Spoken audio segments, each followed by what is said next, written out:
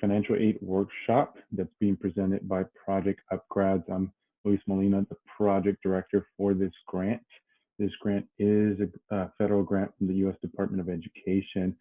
And some of the things it focuses on is increasing the awareness of graduate school, helping students apply to graduate school, and also helping current grad students through their grad program in the form of resources and funding as well. So we're going to touch on that in a few minutes. So let's see what is in store from us. Let me, there we go. Let me do that. And so for the agenda today, we are going to cover the differences in funding for undergrad and grad, right? Since you all are most likely applying to grad school, some of you in attendance might already be current grad students, which is fine. You'll still get a lot of information from this presentation. We'll cover loans, scholarships, and then the financial aid applications. We'll cover the FAFSA and how it looks and what to look out for.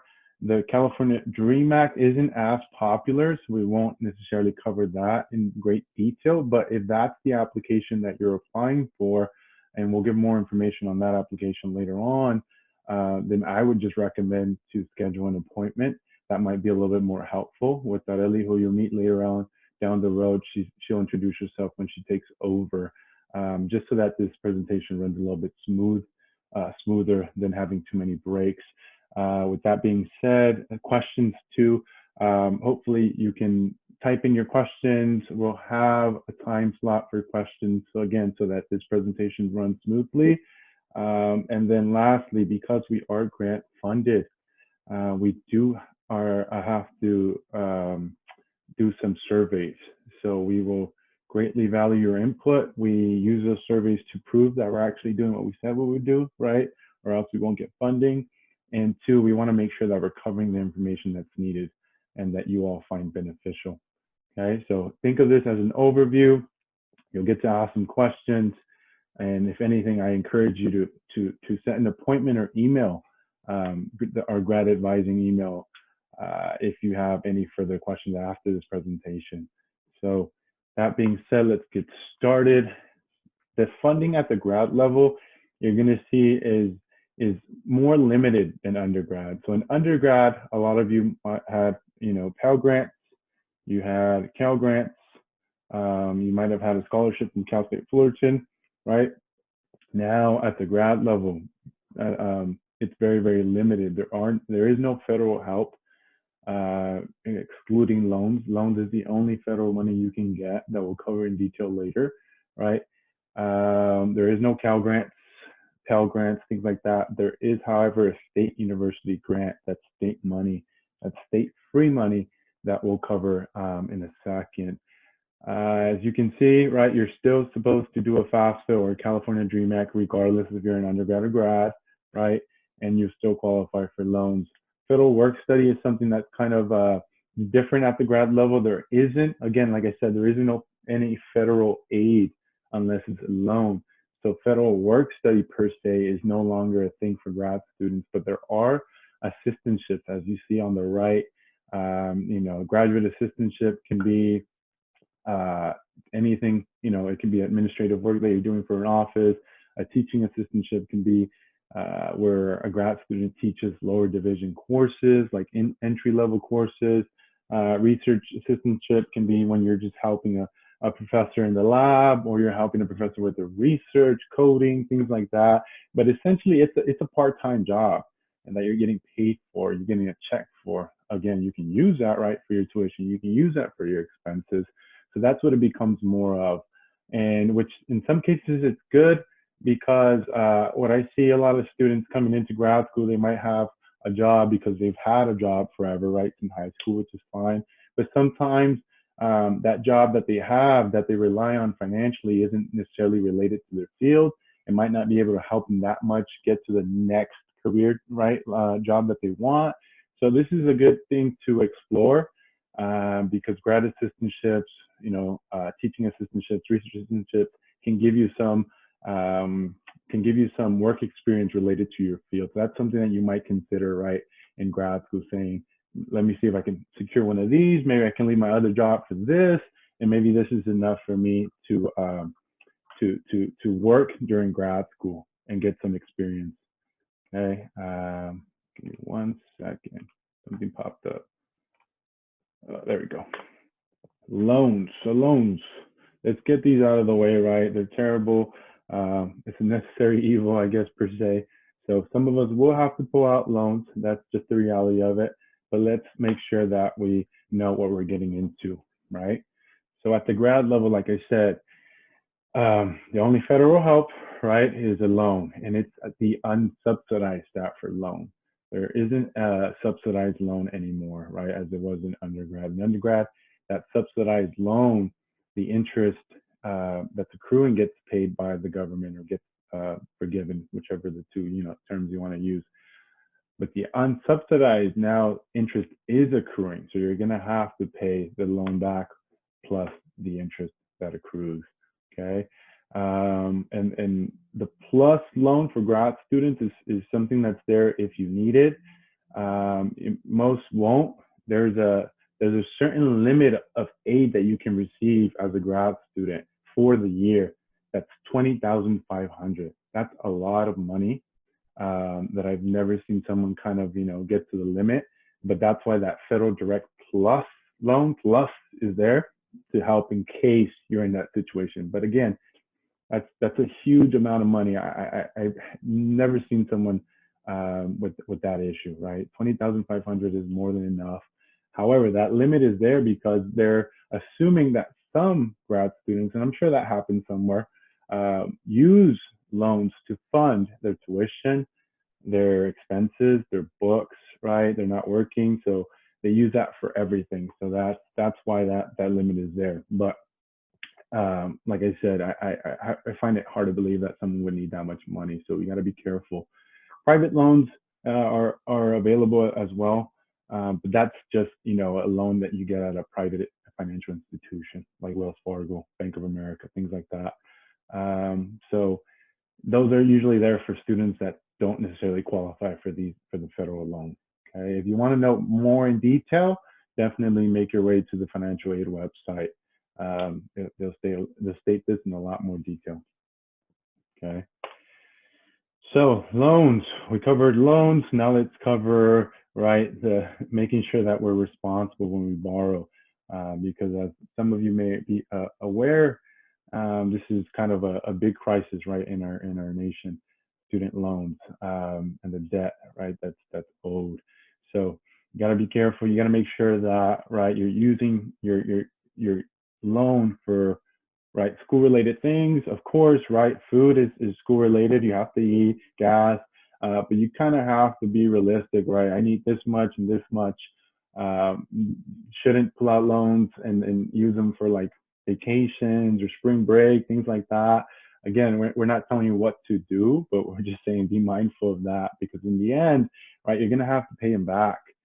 And unfortunately, if you find yourself in that position, that I can personally, because I've been there. It's no fun, right? It's easy to pull out something when you don't have to worry about it, and you say down the line I'll be fine, this and that. But the job market is getting harder, getting more difficult, I should say, right? It's sometimes we think, well, we're gonna get our first job is gonna be really high paying because I have my master's, this and that. But let me tell you, sometimes that it takes a little while. So you got to be realistic about that and think about that. Let me pull out what I really need, right? Because then when that first loan payment comes, it's quite shocking sometimes, the amount that they expect you to pay back. And sometimes you're not making that much money because it's your first real job or your first career job. So just be aware that they can be really, really cumbersome, especially down the line when you're looking for a home and there, you want to buy this nice house that you think you can afford, but there is something that's called like a debt to income ratio that they compute. So if your debt's really high, that kind of lowers your ability to pull out a loan for a house that you might want. So it has its ramifications. Okay, so that's basically what I'm trying to drive home. Be mindful of the money that you're pulling out.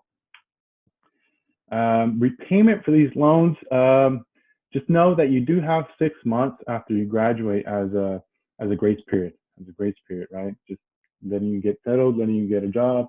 Maybe you're in switching jobs. So 6 months. Interest will keep accruing, though. That's the overall theme that I'm driving home, right? It will keep accruing.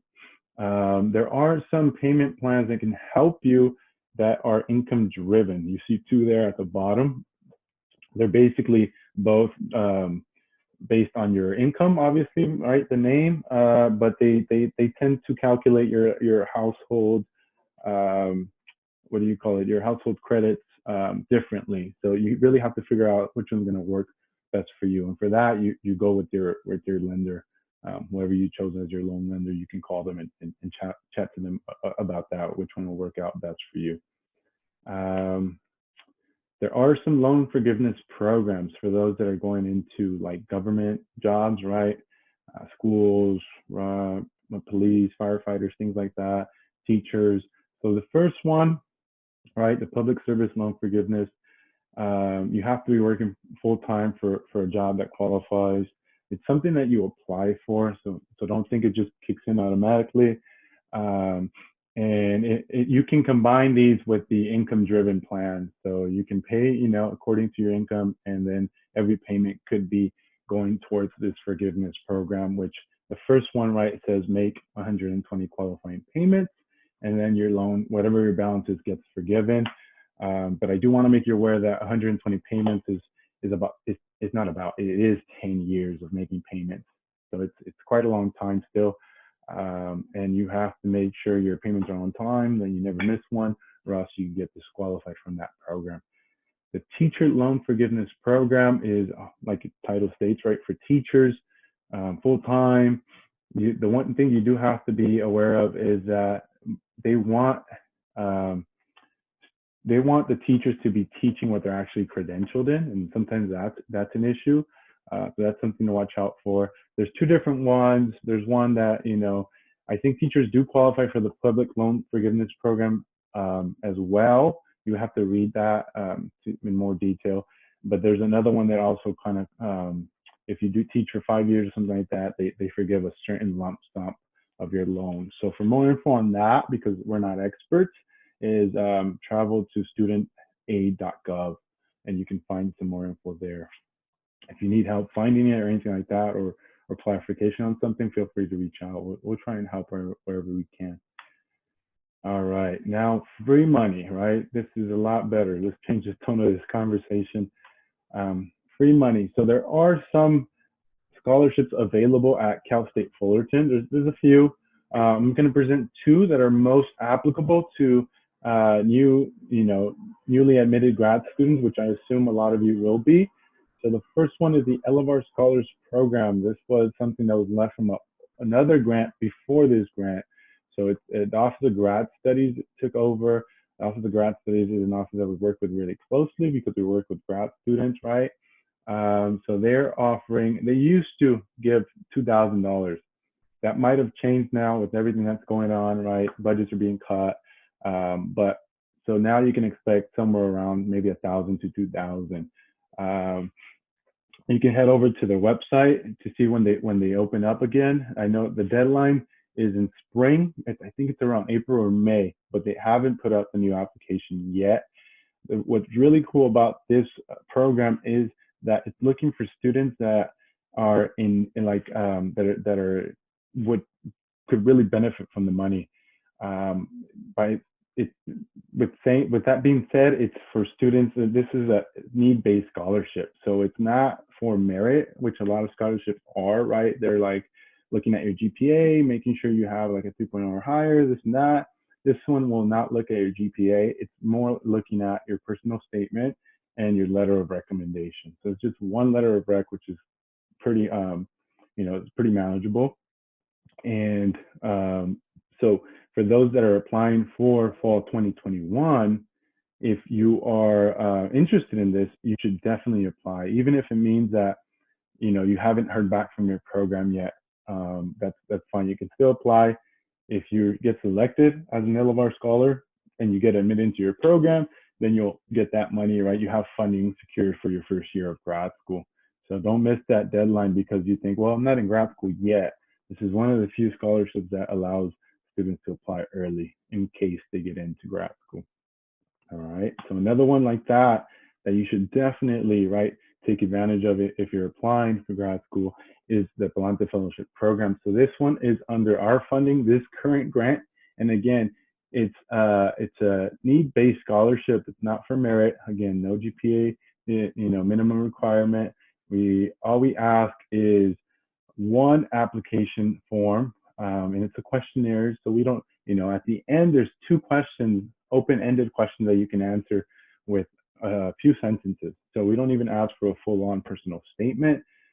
And then we ask for you to name a faculty member, someone that can provide a letter of reference, and we contact them with the questionnaire. So sometimes it's easier on them too. They don't have to write a huge letter. They just answer a few questions. So there's 48 spots available for this, but it's only available for students that are admitted to programs that are in 4 colleges. So the College of ECS, Engineering and Computer Science, Health and Human Development, Humanities and Social Sciences, and Natural Sciences and Mathematics.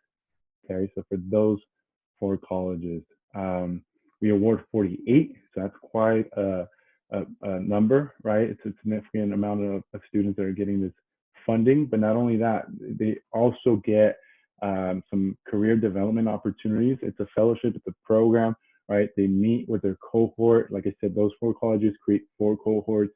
They meet with their cohort about, I think it's 4 times a year. They have a faculty director from their college that's there as support. They also get paired with a faculty mentor to help them navigate grad school, and that they can be a friend, a role model, an advisor, a mentor, right? Someone that you can go to ask questions. So all that stuff is benefits of this fellowship. Let me see. I think I forgot to say the Elevar Scholars. So this one, I feel like it awards, I can't remember, but I want to say about 20 to 25.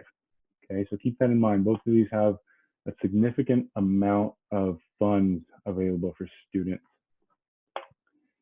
So now the state university grant, right? So this is not necessarily a scholarship. This is California funds that's awarded to students that qualify, right? And how do you qualify? Well, you have to apply for FAFSA or the California DREAM Act, right? You never apply to both. It's one or the other. And as you can see there, you have to be a resident or AB 540. Adelia will cover a little bit more on AB 540 and the California DREAM Act in a couple of minutes. So this university grant will cover your tuition. All right, it will cover your tuition if you qualify for it. Not sure the exact income level that you have to be at to qualify for it. That might be something that you can get from the financial aid office. But from what I've seen, it's students that are working part-time or students that don't work usually tend to qualify for it. You'll see from our presentation later on that as a grad student, now you're considered independent. So you don't necessarily have to worry about, not qualifying because your parents make too much money. Even if you live still at home, you're considered independent just because you are a grad student now. So for most grants, scholarships, and things like that, keep in mind that you must be enrolled at least half time, which is 6 units. And then this funding will cover your tuition for 125% of your program units. It's a little bit more than 100, right? It might seem a little bit weird, but a lot of you may have to complete a couple of courses that are prereqs, right? That's not part of your main courses, of your main credits. It's prerequisite, so that's why it's a little bit more than 100%. So it even covers those. And with that being said, let's go ahead and take a few minutes before I transition to Areli, right? And she talks about FAFSA, California DREAM Act, and shows you how the application looks like. Let's see if we have any questions. Hopefully, the questions are related to things that I covered, because again, you might be asking things that Areli will cover in a couple of minutes. So let's see if we have anything. I have to leave at 12:20. Can I have access to the rest of the presentation later on?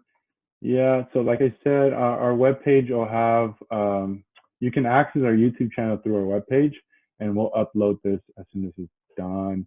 Let's see. Yeah, so that one's about the accessing the recording, PDF. Is there a grace period you can take a break from grad school? You can take as many years as you would like. Um, yeah, there's really no grace period per se. It's just whenever you're ready. I do say that the more time you take off, it's always harder to come back to grad school. So keep that in mind. Um, Same thing with depending on your program, some courses or some prerequisites, right? They say if you've taken these, I don't know, I can't think of what programs on top of my head, but a few programs, right? If you've taken these in the last, I don't know, 3 or 4 years, if you got a B or better, you can get them waived. So again, keep that in mind. If you're coming back after 5 years, a lot of those things, right, won't be necessarily applicable, and you might have to take a few courses again. Would you only get selected for SUG at the beginning of the school year? That's a very good question because yes, SUG does get dispersed during the summer. So that's basically right when they choose they tag the students that are getting that grant. And keep in mind that if you are applying for financial aid, one of these applications, right, the priority deadline is March 2nd. So it's a little odd that, and it's already open now, so you can apply now, even if you haven't applied to grad school yet. You just include the schools that you're thinking of applying to, because if you miss that March 2nd deadline, you won't be, what do you call it? You won't be considered for it at all. That's it. It's very limited funding. So sometimes people lose that because again, it's a little confusing that you're applying for financial aid before you hear back from your program or before you even apply to a program. But that March 2nd deadline is a hard deadline, and that's when it's due. How do we access the Palante Scholarship? It's on our webpage as well. If Areli hasn't put it yet, then she will. Yeah, just put everything's on our webpage as far as like the scholarship, the YouTube channel, how to what do you call it? How to make an appointment. Yeah, our webpage has it all. That's probably a better way to go about it. Do the loans consider spouse's income for eligibility? If so, what would disqualify you from the loans? I am not sure on that. I wish I had an answer for you. Um, it's best that you contact the Office of Financial Aid. They'll have those details. Will earning other scholarships affect the amount that you're awarded by SUG? No, it won't. I've seen a lot of students get SUG and then get scholarships and have everything paid for, which is great. Like I said, the only limit is that 20,500 limit, but that's a lot. So if SUG pays for your tuition, which tuition at Cal State Fullerton is about 6,000-7,000 for the year, and you get a scholarship that's 1,000, 2,000, that's only $9,000, right? That's going towards that 20,500. That's the only way anything would affect you if you're at that limit. So this is a pretty far out example, but just to kind of drive my point home, if someone took out the 20,500 in a loan, then you wouldn't be able to get SUG, right? Or scholarship. They'll say you already met the limit with that loan. So that's hopefully that makes sense. Yeah, SUG does not cover the fees, just tuition. Like we said, it covers your full tuition, but not the fees. Fees are separate, right? Those are your rec fees, your health center fees. Those are about 600 a semester or something like that. They always go up like everything. Okay. But yeah, we'll have more time, I think, at the end for more questions if you guys want to ask. So let's transition to Areli for the rest of the presentation, and keep typing them in if you have more questions. If you have to leave, I think somebody said they have to leave, that's fine. Just remember that we will send a survey, so if you can support us with that at the end, that would be great. Okay, thank you. Perfect. So let me share my screen. Wait a minute. And Can you all see it and hear me? Should I speak up? Perfect, thank you. So let me talk about FAFSA first. As Luis mentioned, in order to qualify and be eligible for the state university grant, you have to submit a financial aid application.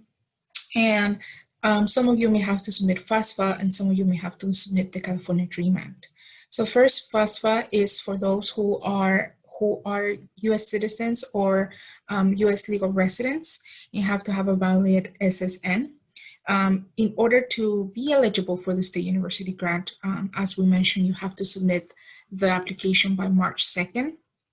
And if you had already applied for financial aid before, you should already have a login and passport information where you can retrieve all of your personal info and then just answer the new questions that you have to answer to submit the new application for the new academic year. And we'll go over that later on, but this is the application that you would have to do. I do want to emphasize that some of you who may identify as undocumented students and have DACA, you may have an SSN. Even having that SSN, you still have to submit a California Dream Act for financial aid, because this one is specifically for undocumented folks. Remember that that SSN that you have, it's only for work purposes. So talking about the California Dream Act is a financial aid application. It's only for the state of California. It supports undocumented students that have the eligibility through the AB 540 status. And the AB 540 status, it's a law, like I said, based in California, that allows you to pay in-state tuition at a public university in California. And a way to prove, and maybe some of you had already done this for your undergrad, was to submit an affidavit, the AB 540 affidavit, and prove that you had attended 3 years of high school in California and that you have a California high school diploma or a GED. As we go and the advocacy of other groups have helped us, they extended this to 2 years of community college. So now you can submit an affidavit and prove that you were in the California school system for 3 years of schooling. And it can be from kindergarten all the way to community college. And the affidavit, it's very simple to fill out. If you have questions about that, you can contact me. The CSU system has their own affidavit. So the UC system, the CSU system, they have their own forms. So don't be confused with those. If you have questions about them, like I say, you can contact me, send me an email, and I can help you with that. If you have already done an affidavit for your undergrad, you have to do another one for your graduate program because you're starting a new educational program. And you have to do this for every school that you're applying to if you get admitted into that school. And so this will let you know that you are AB 540 eligible, which will allow you to submit an application for financial aid through the California Dream Act. And very simple, here's the website if you need to access it. Once again, you will be able to be eligible or be considered for the state university grant through this application. Just the same thing as FAFSA, you'll have to submit it before March 2nd. So you have the chance to be considered for the grant. State grants, the state university grant, it's state aid. That means that the budget that they have, it's limited, it's small. So we always recommend students to submit it before the deadline so you get a chance to be considered for it. But like Luis mentioned at the beginning, we are going to cover FAFSA application. One, because we have more students that ask questions about FAFSA, and two, because we do want to protect your identity in case that you identify as undocumented. And if you need help with the California Dream Act, we can always have a one-on-one meeting and then go over it on our own. So now I want to walk you through the FAFSA application. Some of you may already know this, might have already started your application. This is just an overview because there's some questions that they ask you through the application that may be a little bit different from your undergrad. So we just want to walk you through it. So just bear with us, follow through. If you want to follow through with your own application, that's great. If not, take notes and then we'll take questions at the end.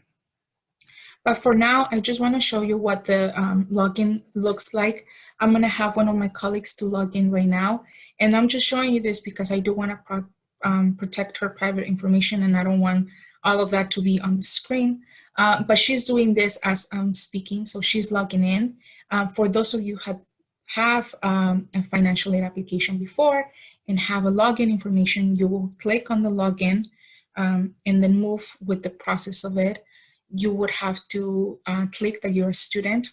As a graduate student, you don't have to have your parents sign your financial application anymore because you will be considered independent. And that's regardless whether you're dependent or independent from your parents. That's just what the application puts you as.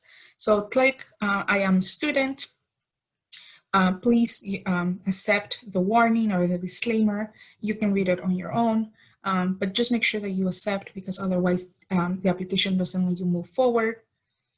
And then once you do this, I do want to emphasize that you want to click on the application for 2021-2022. That's the application for next academic year. If you are applying to be a graduate student for the academic year 2021-2022, this is the application that you want to start. This other one is this current year that we're in. If you submit an application for this already, you don't have to do anything to that.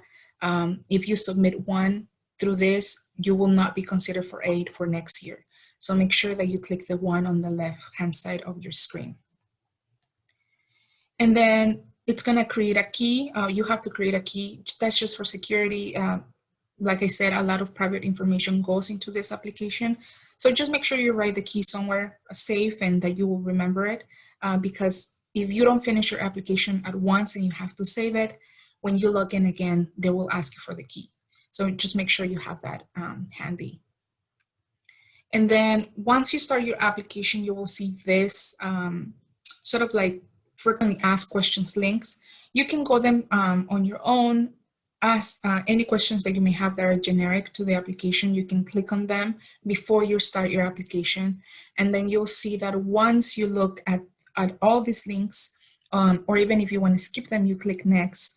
If you have already had an application with your information in it, it should populate on its own, which is something that we're skipping, like I said, because we're using a real application and we want to protect the information of my colleague. So let me stop sharing my screen so I can let my colleague share her screen and then walk her through the application process so you can see it with us. Okay, perfect. Let me share my screen now. Thank you, Stephanie.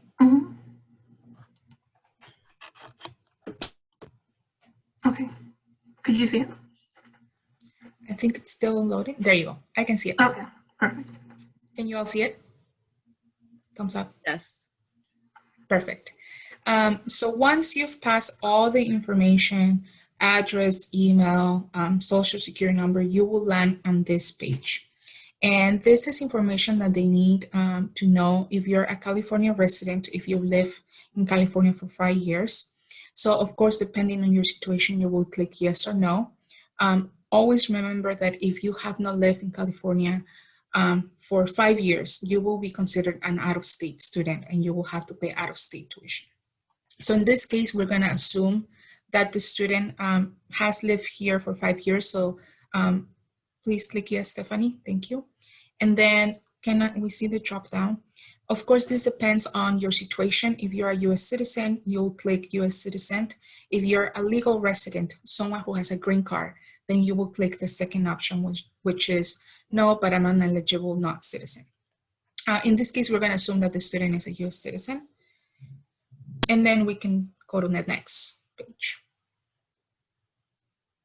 And then this is information that you have to have, like I said, in order to qualify for state aid in California, you have to have a high school diploma or an equivalent, which is a GED.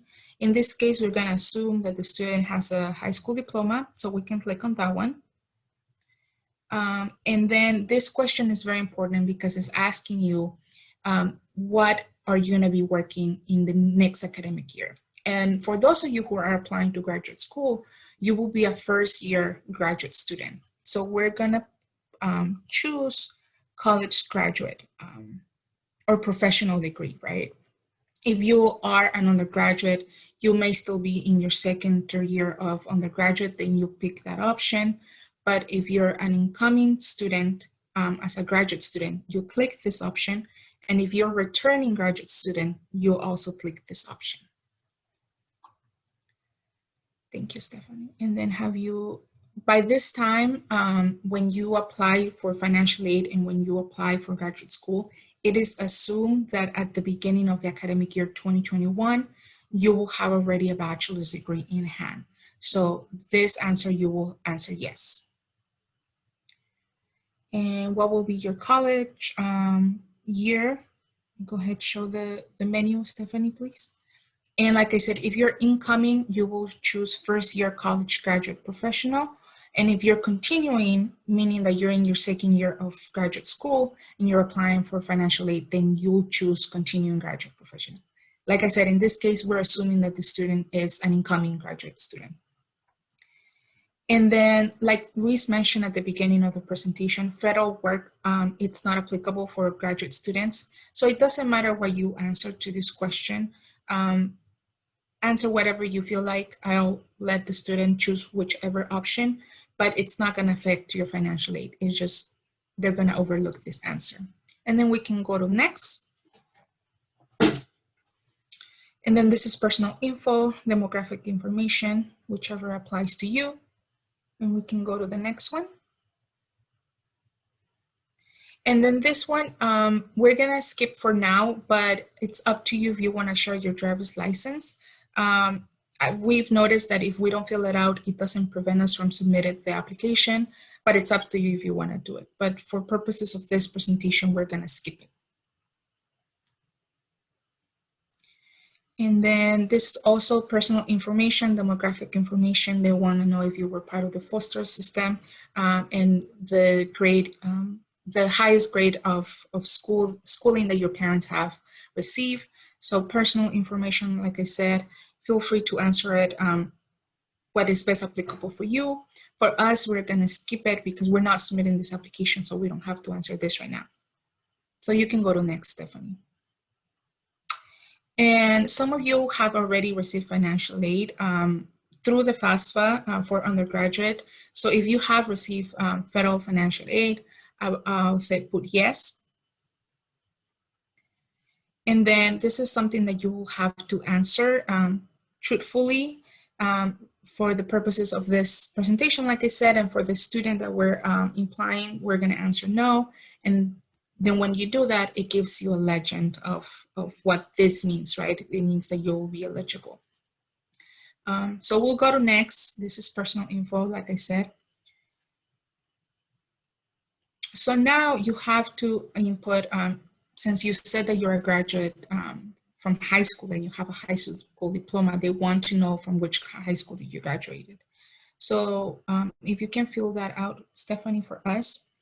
And let's say that you don't remember the name of your high school for some reason, right? Or you just want to do a quick search. You can do that, and then it shows you the multiple high schools that are in the area that you put in there. So in this case, it shows you all the Fullerton high schools. You pick the one that applies to you. Of course, if you know the name, this will not show, it will just confirm it. And then once it's confirmed, you go to the next part. And then this information,